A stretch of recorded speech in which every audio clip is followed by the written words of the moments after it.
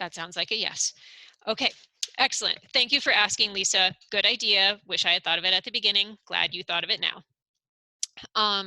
So then this next part, what are you calling the trial? I already talked about that. It's really just so we know how to refer to it, and that name can change as we go along, but ideally, like, it's distinguishing your living isle trial from your dead pea trial, or whatever you're calling it. Please describe your typical or current system. So I keep using Tenzin as an example. So in this case of transplanting or direct seeding into, or probably transplanting into this mulch layer of rye and peas, what did you do before, Tenzin? So that's where you would say, like, I used a spader, or I used a disc, or I tilled, or I didn't till, or whatever that is. That's the current system that I'm replacing. That's right. Yep. And you may have decided to replace it. So you'll be then making comparisons to the previous, to like in the past when you used that system, or you might be trying those systems at the same time concurrently on your farm. Any of that is fine. It doesn't matter. But yes, the one that you're replacing. And then okay, please describe the new system you are trialing. So you already checked those boxes. And then this is just a couple sentences, really, maybe even one, that says, I'm putting peppers in a dead mat of rye and peas. And we want to make this as easy as possible. So as much as you want to put in there, excellent. We'll take all the data you want to give us. And then really, we just need the bare minimum of what you're doing so that we can understand it. So some balance in there. And then, oh gosh, we're so close to the end. How do you think this new system might improve your previous system? And Tenzin kind of answered some of those questions for us already. He wants to move away from plastic, so he's looking at alternatives to plastic with some of this, these other, like, dead mulch, planting into this dead mulch. But there might be other things also that he's hoping to get out of that, because he also talked about being on a slight slope and wanting to reduce erosion. And so having a mulch in place is another way to do that, et cetera, et cetera. So those are your goals and aspirations with this trial. And then what do you hope to learn in relation to climate resilience? So it may be that, some people might say, I hope to learn that I can replace all of my black plastic with peas. And other people might say, I really hope this fails, because I want to say I tried, but I want to really keep my black plastic. Who knows? You can put anything you want in there. But then we'll have something to compare it to. What's that?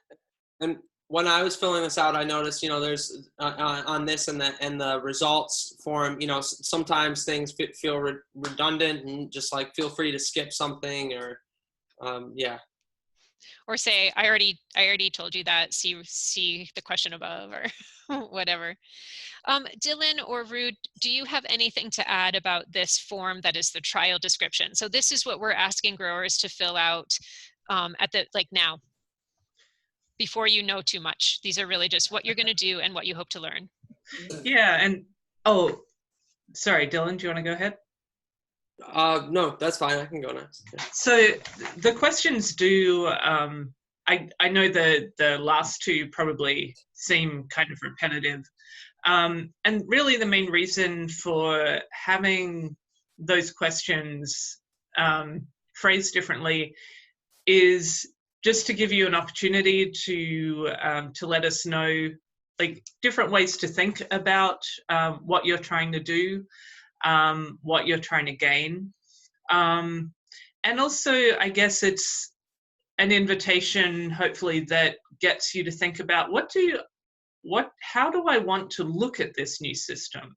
What are the pieces of information that I might pay attention to? Because if you're, looking to control or reduce erosion on a slope, then there might be different questions that you want to ask, different things you want to pay attention to as you go through the season, versus if you are trying to replace black plastic and you want to make sure that you don't lose too much yield or don't lose yield. So it's really just kind of an invitation to think about, well, what improvements am I looking for, and how might I think about, not necessarily measuring them in a quantitative way, but at least what are the things I'm going to be paying attention to. And it's also an opportunity for us and also not just us as the researchers, in quotes, but other farmers who might look at this to say, oh, I know a really nice, simple way to look at how much soil movement there is after a big rain, or something like that. It's an opportunity for us to offer you. Maybe we know of a simple way to measure something that might be useful to you. That's all that Great. I Yeah. think. Yeah, I was just going to add that, and I don't, we haven't talked about this team, but so I don't want to necessarily say this is too concrete, but I think at this stage we're looking more for like breadth of experiences and experimentation, and not necessarily depth. And we can follow up if there are particularly interesting projects, and maybe in winter when things are a little slowed down. But at this stage, we just, if you have a lot of different things you're trying, and not a lot of time on your hands, maybe don't feel the need to go into too much detail, but just, so in the examples that I did, I wrote like pretty much similar to you, Tenzin. I was like, this is my living mulch experiment. This is my rolled rye experiment. This is my no-till and garlic experiment. And it was very brief, but I think that we can, at this stage of just trying to create the community of practice and see what people are doing at all, much less the specific results, that we can kind of lean that way. And then you might have already covered this, but I found the links that you put in the notes, but let's say a week from now, I want to get around to actually filling out one of these. Where can I just go find it? That's such a good question. We are going to send that out over the listserv.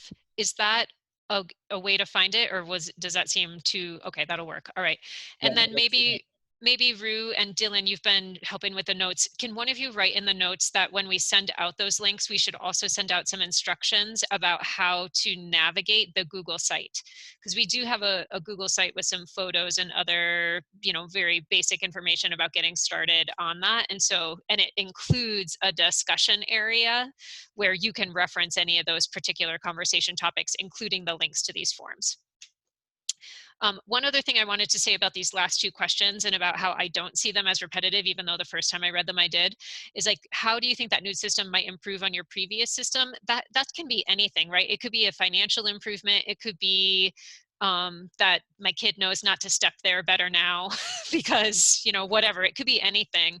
But then that last question is, what do you hope to learn in terms of climate resilience, is really trying to narrow us in on more of those factors around erosion and capturing excessive rainfall, those types of things that are about climate resilience. So I think that's part of another reason why those two are there. Can you still see my screen, but now see a different form that says climate resilience data trial collection? Yes, okay, good. All right, so this is the second form. I think we're ready to move on to it. So this is one that you can enter anytime, and we will send out some reminders over the listserv probably a few times a year, just to kind of have a little bit of touch in, but on like what you're learning throughout the season. But definitely at the end of the season is when we'll really try to get as much information as we can based on what you entered, or referring back to what you entered in the form we just looked at. So here's how your name and your farm and what you're calling this trial, that's how we're going to link you up with that original information that you put into the description form that you just looked at. And then here are the questions that we've got for data collection. So did you make any changes to your original try to sign? So we know that you entered this description on that form. Did you change anything? Because often things will change. And so give us a little update. And then how do you feel this trial is performing in comparison to your typical system? And Can I say something quick, Claire, about the changes question there? When you fill out the forms, you should have the option to edit your response immediately if you need to, but you can't go back and edit it. So that was the point of that question there. But if you submitted something and then immediately are like, oh, I forgot to say this, there should be a edit your response link once you completed it. Yeah, but this will be, like Dylan's saying, this will be done, weeks, months later. And so you won't be going back to that original form, but we'll be able to link the projects together. So this question about how it's performing is meant to be very simple and straightforward. So here are some things you might be thinking about: soil quality, weed control, etc. And then this, overall, is it doing better, worse, or about the same as your typical system? And then this one is specific about climate to climate resilience. Do you feel the system is improving climate resilience on their farm? We can add things. Well, I guess the other takes care of it. Yes, it is clearly more resilient than my usual system, meaning, maybe like the erosion, I'm not seeing as much erosion off my field or whatever. Like, it's clearly better. It seems to have some promise, but it's not totally clear to me. No, it's about the same. And no, worst case scenario, it's worse. Or other, where you can write in anything you want. You can go into more detail. And then these questions we worked on and kind of dithered over a fair bit, because we wanted to make sure we could capture like as much as you wanted to say. So whether or not you feel like this trial is more resilient or better in any way, what was your favorite thing about it? Is there a least favorite thing about it? What was the hardest thing or something you didn't like about it? What will you implement on your farm based on what you learned in this trial? So you may or may not be doing a side-by-side comparison. It might be, from one year to the next, and, weather is different from one year to the next. But taking all that into account, what are you going to carry forward? What are you going to try again? Or what are you going to actually like switch your system to based on what you learned? And then please describe anything else you've learned from this trial. And then this one is, so this is where we're trying to catch, like, how are you the same and different? Thanks, Lisa. Really Sorry. glad you're here. Thanks for being here. Sure, please connect. I head up a couple different organizations too that we're comparing notes between different farmers. So really looking to compare Cool. notes with other market gardeners for sure. Thanks. All right, well, we should definitely stay in touch. Thanks for being here. So then here where we want to capture again, like, how are you the same and different from other people, so that other farmers, so that you can compare yourself to others when you look at the trial work they're doing, and then they will also be able to compare themselves to you. So is there anything else that might affect that, a farmer's ability to implement it on their own farm? So examples might include, are you in a microclimate that's affecting this trial? Is your slope, do you have what is your slope? Timing of field activities, preceding crop equipment used, all those things. Like, if you don't have if you're using a roller crimper, that's going to affect somebody else's ability to do that who doesn't have that roller crimper. Oh, pardon me.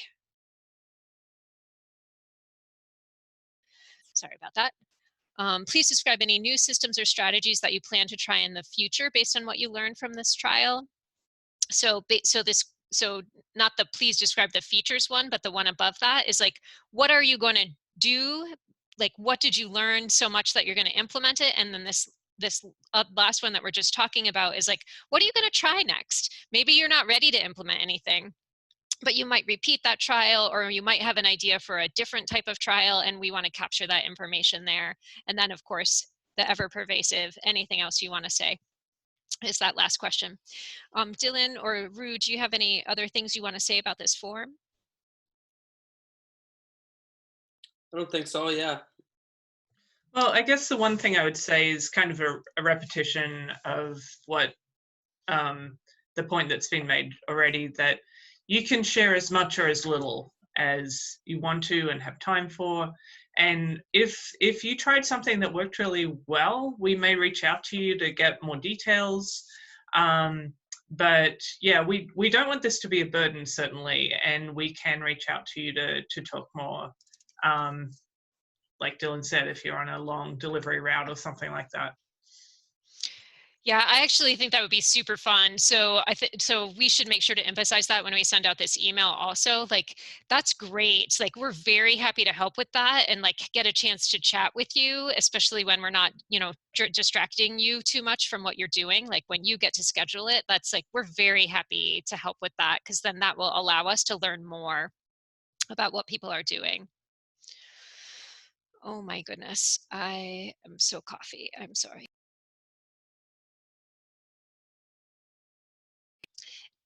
Does anyone else, I'll go back to that screen.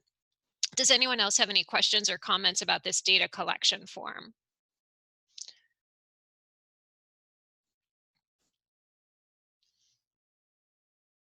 All right. I have, how widespread is this? And I mean, is this like basically just within our group from the Organic Veggie Growers Conference, or is this more like going out through extension and beyond, or? Yeah, we're small right now. Our proposal that Rue described earlier is really focused on the North Central region, so the Midwest, and I think that that's where we will naturally.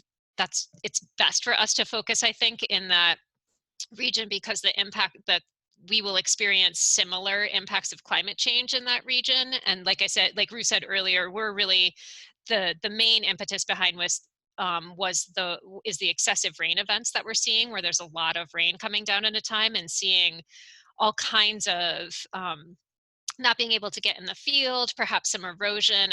I feel like, 2 years ago, I don't hear organic growers, frankly, talking about erosion that much. That doesn't seem to be such a huge issue, but it's a really big issue when you can't get in that field to plant your crops when you're on a diversified farm and have so many things that you need to plant. And so can living aisles or a roller crimper help you get in and get that stuff done? Oh my goodness.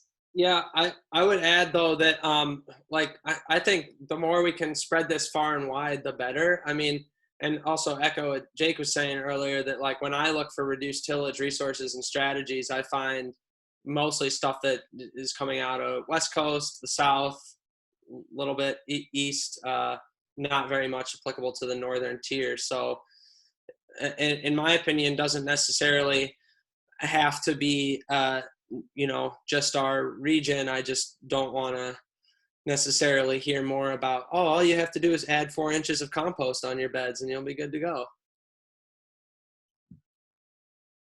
Great, thank you, Dylan. Yeah. All right, Dylan, I'm going to get back to our agenda. Do you want to talk a little bit at all about your experience filling out those forms? I know you did some of that already. I just want to make sure you have an opportunity to do that if you want. And then were we successful in getting a live link to information that's being entered so that farmers can look at that? If not, we can work on it. That's our goal. Yeah, so once you submit responses, likewise, you should be able to see other responses, which you can look at either in a sort of summary view or kind of in a one-by-one read-through, which is a lot easier for me at least.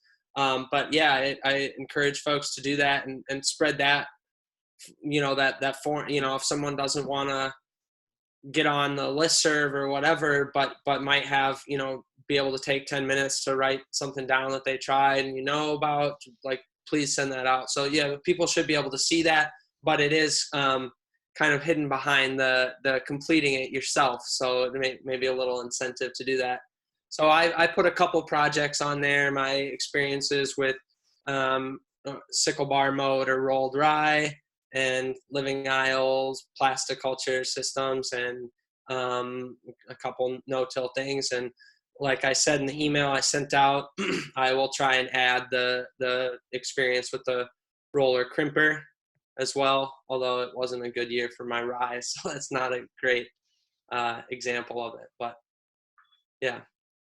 And I guess I could go through those, but I'm also cognizant that we're about at an hour here, so I don't know if we want to look at the videos or talk about the crimper, or people. I mean, I sent those out as well, so, or I don't know if there's a lot of things that I'm thinking about in my fields. I don't know if you guys have if you all have specific things that you're like troubleshooting or we're working with right now.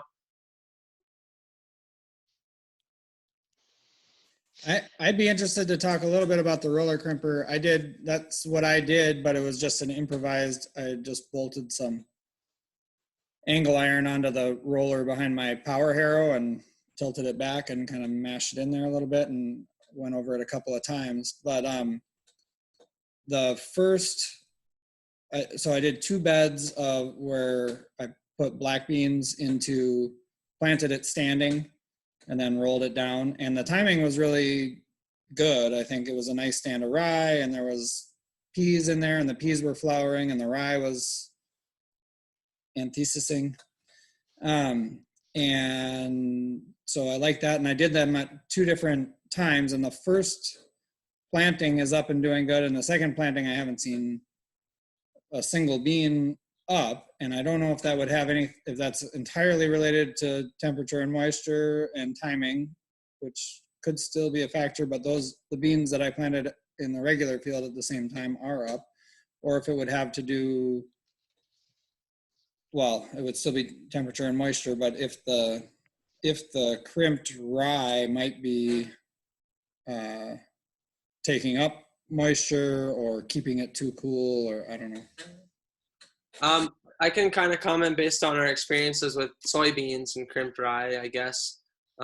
We haven't done dry beans as much, although on a couple farmer cooperators with Aaron Silva's lab. But for the experience we found with soybeans is that you often get better emergence from planting into the standing rye, but usually that's because it's easier to open a furrow and get the seed in there and have good seed to soil contact. But you're right that the crimped rye does draw out moisture. And so that can be a definite competing factor. So it's kind of twofold. Like, people worry about increased mold incidence, and especially white mold in crimped rye systems, like similar to heavy hay mulch or something like that. But it does dry out the soil. So it has a little bit of an insulating effect, that it'll hold in moisture a little bit, but it absolutely still conducts the moisture up out of the roots just through that xylem, that dead xylem, just pulls it out. So yeah, I would be curious if you poke in there a little bit and see or if they're germing. Because the other thing is, depending on the vigor of that particular variety, that sometimes it's tough for it to get out of the mat. So yeah, I'm curious to see the results once you put it on the form.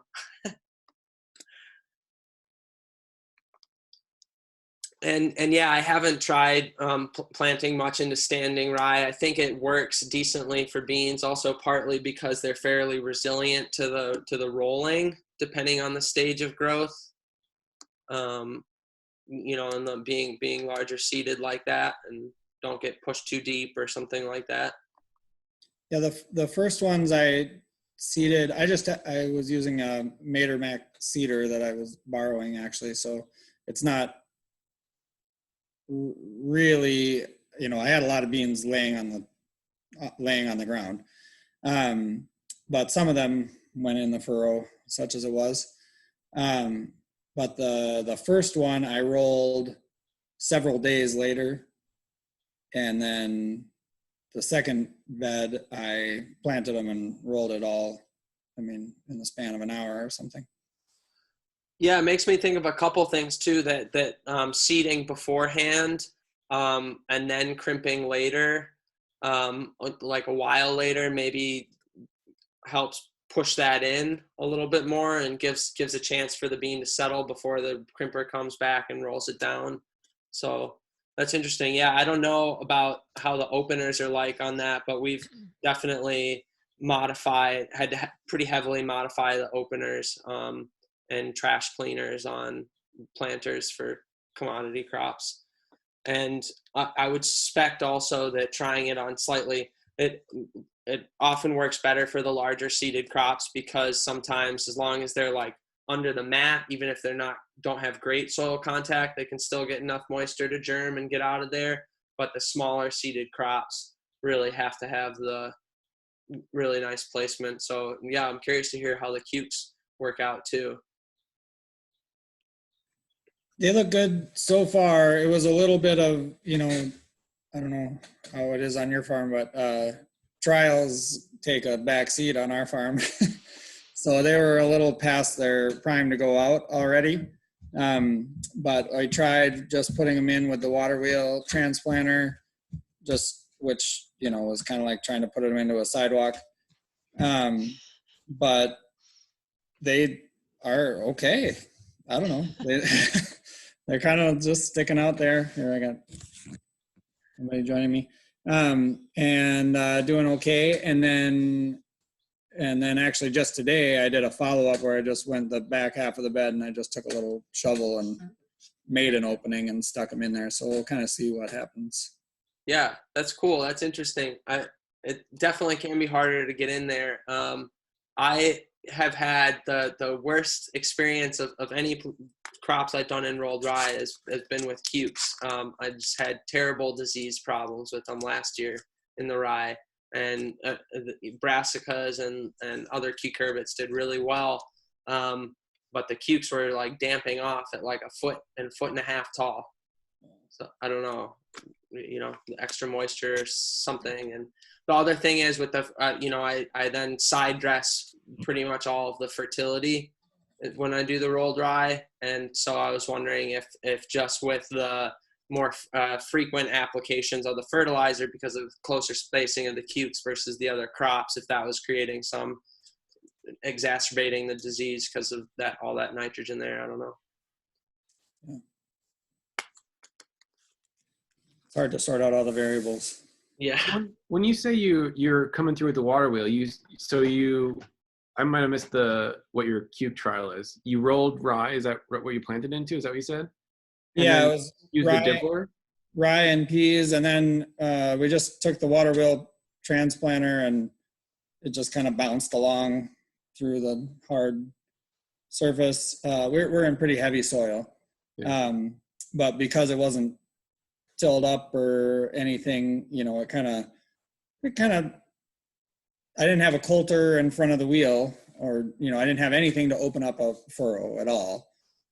We just were transplanting our other cucurbits out, and I talked Stacy into riding another bed. And about halfway through, she said, I love you, I'll do anything, but I don't think this is going to work. So you were transplanting, you were putting plants, not seed. Plants, yeah. Plants, okay. Yep, with transplants, and then that's what this trial was supposed to be for us, or for me. This is kind of my baby, but I was gonna put out 2 beds of those pipetas, or the new hulless pumpkin seeds, which is already sort of, it's one of what I call my food sovereignty projects.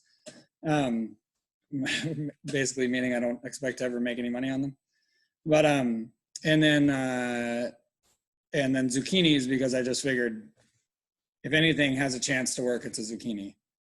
And that was really my whole plan. I was just going to go out there by hand and try to transplant, because we had put out, it's like 1.5 acres of plastic beds for cucurbits, and just seems like a lot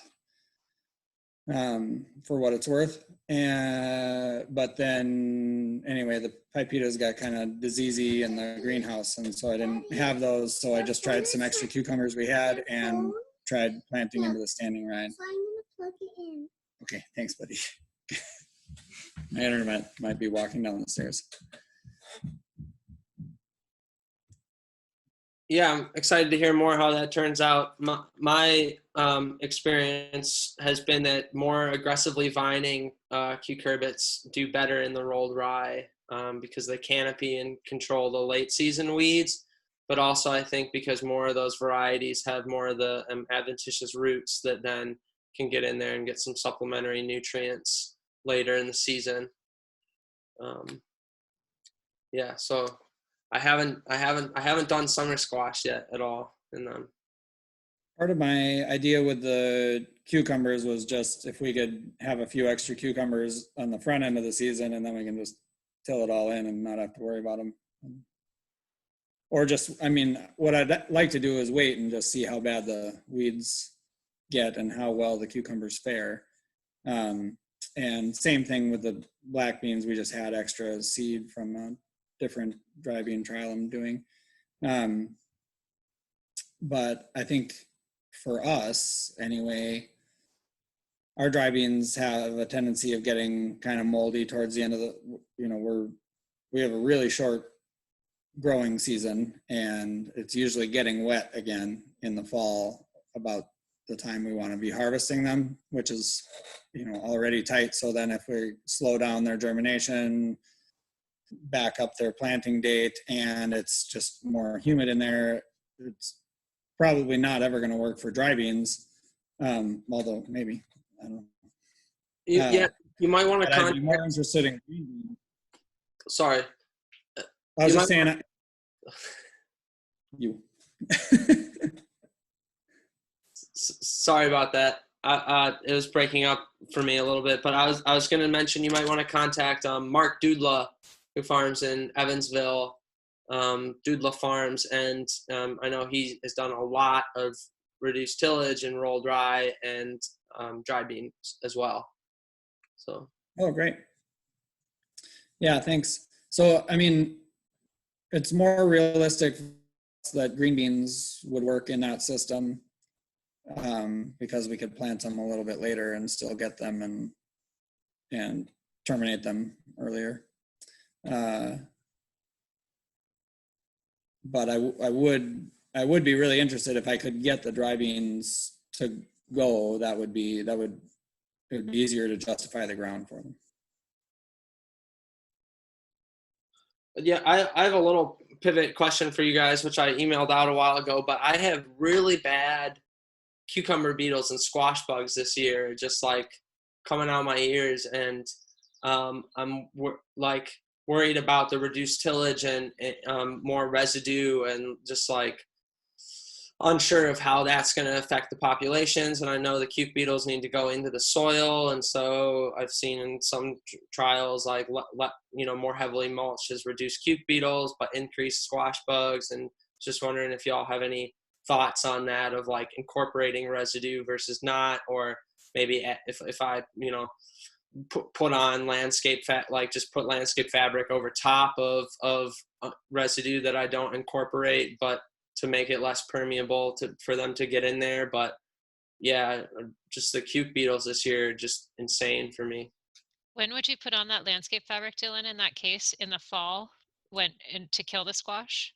No, like now after crimping, before Before planting? before planting, or Okay. it's too late for me to do that now with the squash, but just, yeah, I don't know. I'm just worried about the populations. I wonder if that is, if those, I want to bring Russ in. Like, is this an appropriate question for Russ Groves to, like, bring him into that question? I know he's working on a proposal that's supposed to be providing additional resources specifically for organic vegetable producers. And so if that proposal works out, I think would be such an excellent question. I mean, not Yeah. that we need to wait for a proposal to work out to get that question answered, but it does make me think, like, have you asked Russ about that? Does he have any off the cuff ideas? Yeah, that's a good point. I haven't yet. I should. He's always intimidates me. Oh, really? I ask him too many questions and he gets annoyed. Oh, really? Huh. I haven't annoyed him yet. I should try harder. I'm not scared of Russ, so you can send your questions through me if you want.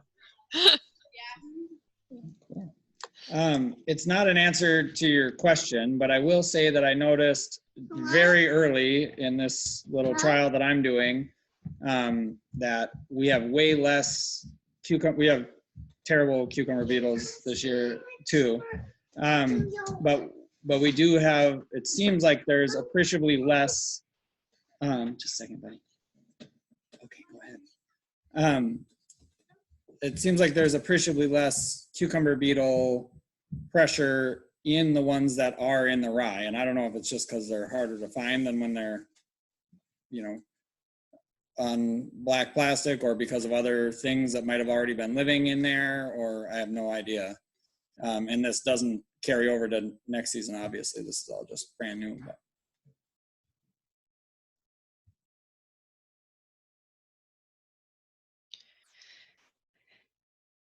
So I don't, it's 5:08, and Jake and Seamus, I want to make sure that we get to discuss any particular things that you're experimenting with or questions that you have. If you, I think I'm good. It's just been nice kind of listening in to folks here. Yeah, nothing to add at this point. thanks, Seamus. I think I'm mostly just here to listen and hear what other people are using, because I think I'm planning mostly to be doing stuff next year. So I just want to make sure that I'm Perfect. kind of getting my cover crops in this fall and late summer to match up with what I want to do next year. I think the things I'm thinking about are doing winter squash and watermelons, drilling that into rolled rye vetch mix. I think I emailed Rue about, I'm looking at, there's a no-till transplanter that a company in Michigan's selling. I don't know if you all have experience with that. I'd be curious if you think it's, no, not good. Not Oh, I good, or don't, you use I it? haven't seen it. I'm excited to hear there is one. All I Yeah. know, I don't know if I haven't, nobody around here uses it at all. It sounds like there's maybe, I asked the salesperson if they knew anybody in the Midwest that was using them, and didn't have anybody except for somebody at maybe Illinois, University of Illinois Extension or something. even though it's being produced and coming out of Michigan, that's so interesting. I know. Will you send out a link to it? Yeah. That'd be great. Mechanical Transplant Company is who's making it. They quoted me at $5,000 with shipping. So it's not nothing, but it's not terrible really for what Exactly. it allows to do. And then the other thing that I'm kind of looking into is maybe some strip tillage. Obviously not doing all of these next year, but these are kind of like the things that I'm thinking about. And was looking at some of the work that they're doing at Cornell with some of the like DIY, kind of like throwing a bunch of stuff together to make your own strip tillage system. So those are kind of things I'm thinking about. I know Dana at Sogan Valley Farm, when he was doing his master's on reduced tillage at Iowa State, built his own kind of strip till setup for going into rye. It was basically some coulters in front of a deep ripper, Yep. maybe a trash sweep in the back. I can't remember, but I think that worked decent. And I would say that I know there's some producers here, larger scale producers here in southern Wisconsin, that strip till and then direct seed pumpkins into rolled rye with pretty good success. And especially if you have a decent inter-row cultivation setup, Yeah, depending on how wide your strip is.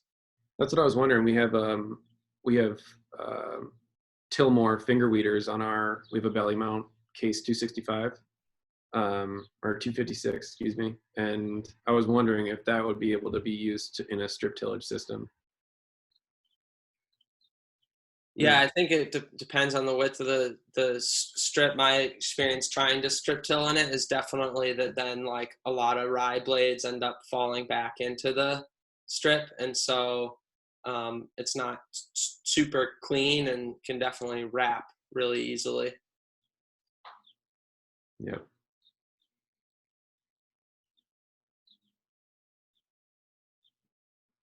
But probably cheaper than the no-till transplanter. That's true. And some sort of tine weeder for inner row might work better. One of those little springy things. I don't know. I see them. Yeah. Like, Yeah, we just got a Williams tool system this year. That's a good point. I hadn't really thought about that. Because you can kind of lift up the it tines. wouldn't spin, so it wouldn't tangle. It might rake up enough stuff that it would become a problem, but I just feel like you'd at least be able to see it coming a little faster than wrapping it around the finger weeders. We use finger weeders too, and I just... Yeah, that's interesting, because you could just leave only the tines down on top of your strip. Right. Hmm. And I saw a video recently. I was looking into the no-till transplanter that you were talking about. Yeah. And is it the one that lays the drip tape underneath and kind of has like a subsoil shank as well? I don't think it has drip tape on it. It When could. I saw it was, they were making it, and I I can't remember where I found it. I think it was in a Rodale book. Anyway, it did have a little chute that would lay drip tape in underneath as well, which I thought would be interesting because one of my biggest concerns is being able to put any sort of fertility in. I don't have a side dressing setup of any kind, but what I do a lot of is running fish emulsion in through drip lines. I put my drip right over top of the rolled rye, and even when I have super thick mats, it works okay. I mean, you know, occasionally at establishment, there's a spot that's buckled up in the tape or whatever, and you know, flows off to the side and doesn't get adequate water. But for the most part, going right over top and has worked pretty well for me. But I do have to stake the ends of it. Yeah, I was gonna ask if you had to stake it down and if you're just laying it out by hand and then staking it every so often. Yeah, just it's I have 150-foot beds, and I just do one at each end. Oh, we're in the windiest place on earth, so I'm always thinking about that. But I use those big beefy landscape fabric staples, 8-inch staples. Mm-hmm. Do you have much wind where you are, Dylan? You're more in a valley, right? Yeah, but also on the ridge, we've done the same thing basically on top of like old mulch beds, and very, very windy, and had all right success. And that's with living mulch in between too, and so it's a little bit sheltered from the wind, I guess. Mm-hmm. All right. I want to move us on to these last questions. Dylan put a link in here to the folder with the videos for the roller crimper, and we can go take a look at that if we want to. But I do want to ask these questions about whether we want to continue meeting and at what, excuse me, at what intervals, how often we want to meet, and if there are better days or times.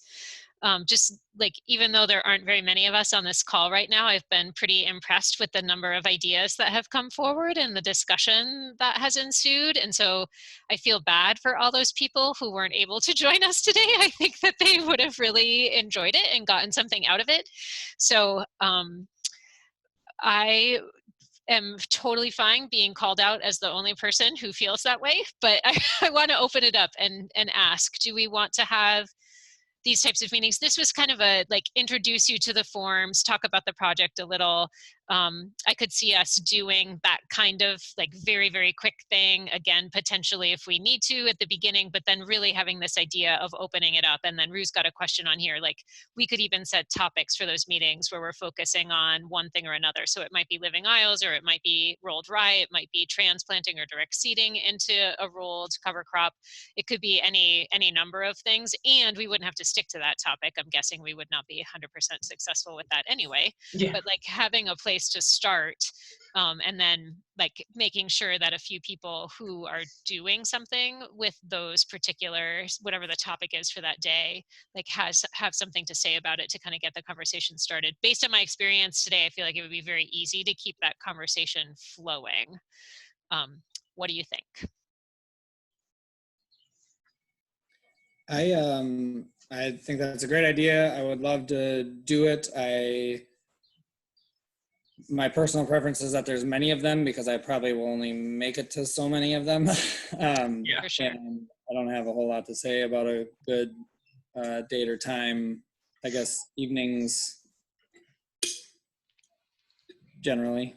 This meeting started at 4. Does that qualify as an evening? Is that evening enough? Kind of before dinner, maybe after you get from the field a little bit? I mean, I'm here. Yeah. But I don't know. I guess I don't. I'm reluctant to even say anything because it'll be different tomorrow. So. Fair enough. One thing I was wondering is whether we could, like, if we did it maybe twice a month or something like that, if we can alternate a day and time. Sure. Because I know there was one person at least who wanted to come today and emailed me saying, oh, I always have a class that I do at this time. So I realize that that would make it a little bit more confusing. But if we just, like, I can make sure that I'm sending out reminders, maybe we can pick a couple of options, just, yeah, so that more people can come along. And I like the fact that we can record these. I know I miss a lot of points as I go along. And what might be nice is to be able to send out a little, like, Summary. just a little summary. Not that people necessarily are going to want to come back and watch these, Right.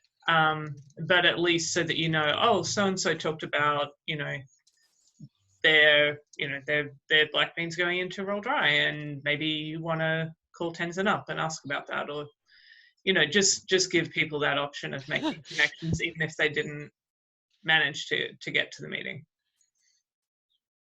Jake, you came off mute as though you had something to say as well. I want to make. I really like the idea of having it a focus, like a certain practice kind of being the focus and giving examples. I think that'd be really helpful. Great. Seamus, do you have any input on that question about continuing to meet, good days, anything that you just heard?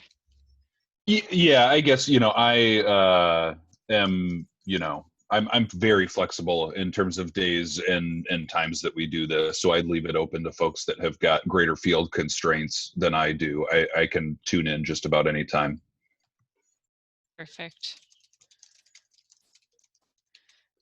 I wonder if it might be worth if we were going to do a couple calls per month to have one that's more of a regular time, but then one that maybe could be based around finding somebody who would have a lot of input on a particular topic or issue or system or whatever. Love that. Yeah. So like a guest speaker, even to kind of kick something off for 15 minutes or so to describe a system. Is that what you're thinking, Dylan? Yeah, that maybe we could have one regular time and one that is more based around the availability of the guest speaker and being able to ask them a lot of questions. Yeah, that sounds good. Yeah. I love that. That's so exciting. That is like, I have to write up these things for this thing that we're doing with FairShare. And one of the things I wrote was like, one of the great things about farming is that there is so much to learn and nobody is ever bored. And this is like, really makes that true. Like that would be so exciting to have guest speakers. I guess I'll go to the meetings. I was actually cramming those cucumbers in, finishing the trial this morning with a worker share and just like explaining all my reasons and why. And he was like, he just looked at me, he's like, "You're not bored very often, are you?" Yeah, better to be, I mean, I do try to console myself with it's better to have too much to do than not enough, I guess. All right, so go ahead. One really quick thing that I forgot to share for the other growers on here is exciting game changer for me was getting a big auger for a hand drill, and my battery dies pretty quick, but it's pretty cool to be able to go into the no-till mat and residue and open up a little hole in there and fairly deep. So it's like one of those bulb augers from the hardware store. Yeah, I think so. Yeah. Is it, and then you're transplanting into that hole? Is that the idea? Yeah. Interesting. I direct seeded into it too. Just used it to just work the soil in a little area. But cool. All right. So what I just heard is that we want to give a go with perhaps 2 meetings a month, one at a regular time that will work out in the evening, and then one at a different, like a rotating, we don't know when, day and time, where we would invite a guest speaker. Really, a guest speaker could be invited to either of those, depending on how we're feeling. And that we would do that on specific topics where we're learning something from someone in more of kind of a formal I mean, not formal, but like we're hearing somebody talk about their system in a more complete way. And then we're at being able to ask questions and move forward with however the conversation goes, just like we did today. And then, so that, I think that is what we're at. And then in terms of those forms, like we talked about earlier, we will send a message, a fairly complete message to the listserv with the links to the forms and the invitation to get in touch with one of us to do that form together. If you want, please feel free to go ahead and do it on your own as you choose. But we're very happy to work with anyone on that. And then I think those were the big action items. Did I miss any action items? Nope, I think you got it all, Claire. I Okay, was gonna mention real quick, if you're looking for more growers to connect with, I think if you have kind of a plan together, if you want to send out to the horticulture listserv on the Practical Farmers of Iowa, cool. that's Yeah. kind of the network that I'm most connected with. I know there's a lot of organic vegetable growers that would be really interested in this. Jake, I don't know that I have a connection to that. Is that something you can connect with, Rue, or is it possible for us to work through you, Jake? Liz Colby is the horticulture Liz. coordinator. Yeah, I have definitely emailed with Liz before, so Yeah. I can just reach out to her and share that Yeah. information. I know there are a couple vegetable farmers doing no-till trials through their cooperators program, Mhm. but are Good. mostly in kind Yeah. of like the smaller scale intensive system. Great. All right, excellent. Any final comments before we close? Not seeing any. I will. Yeah, thanks so much for coming. That was really great. Really gives me a lot of enthusiasm for our future meetings. So Yeah. thank you Thank all you. very much. And you'll Thank hear you. from us over the listserv. Do feel free to send that listserv out to anyone that you want also, because that'll be our primary way of communication, including, Jake, these other avenues. Like as those come up, we'll definitely include those. And it will be nice to have people in this broader conversation over the listserv as well. And then they'll learn about the meetings and such. All right. Thank you. Have a Thanks. great evening. Thanks, everyone. Thanks, everyone. Bye. Bye. Thank you. Bye-bye.